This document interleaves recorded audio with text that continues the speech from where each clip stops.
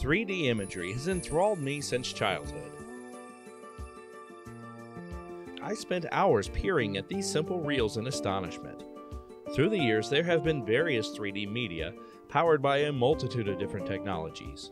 Stereography, anaglyph 3D, polarized lenses, the Pulfric effect, lenticular, holography, chroma depth.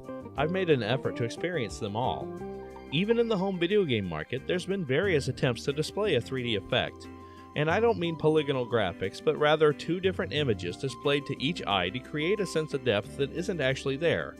As interested as I was never able to take advantage of these due to cost, scarcity, or ignorance. Like, I never knew the Vectrex had a 3D imager until the internet. But I finally got my first taste with the release of the Virtual Boy. Finally, I would have a chance to see what a 3D view could bring to video games. And to be sure, there are good quality games for the system, but alas, there were a lot of well-documented concessions taken to make this display technology viable at a low cost. The red and black graphics are novel for a short time, but it doesn't take long to wish it was in yellow or white instead. The system's a bit underpowered, and it's just so inconvenient to play. Having to hunch over to shove my face in the visor, just to be greeted with a virtual tanning bed for my eyeballs. It never gave me headaches, but tired eyes and a stiff neck were the price of admission. Nintendo's failed experiment essentially killed 3D in gaming for over a decade. But Nintendo wasn't quite done with 3D technology just yet.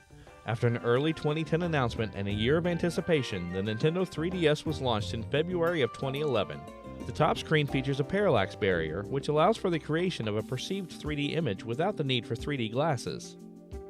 For many, the appreciation of the 3D gimmick was brief, but not for me. I always play with the 3D slider cranked up. The system also includes two outward-facing cameras which allow for 3D AR games and the capturing of 3D stills and eventually video to SD card. This system was a 3D hobbyist's dream come true. On the internet, various websites popped up to take advantage of this new influx of shareable 3D imagery.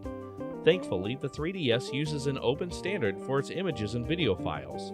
This allowed people much more clever than me to create conversion tools that can take existing 3D images and videos and reformat them for the 3DS's resolution and file standards.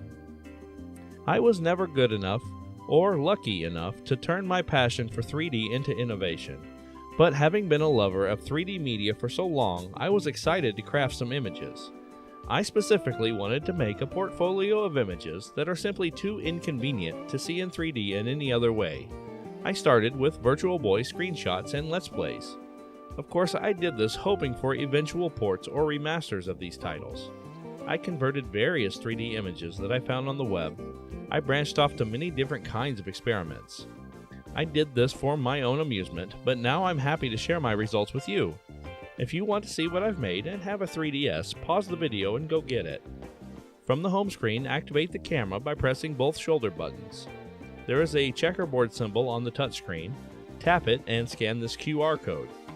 It will take you to my website where I have lists of the images I created. Clicking a link on my site will open the image on your 3DS so you can view it and even choose to save a copy if you wish. I wanted to convert dozens of different kinds of videos and images from the entire history of 3D, but I began to feel a bit hampered by the relatively low screen resolution.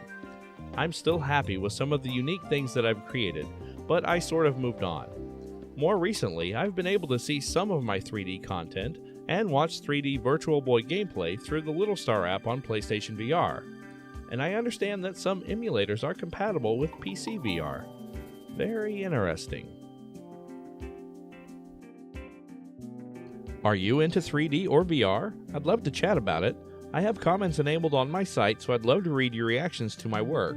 Thank you for your time, and here's more you can check out.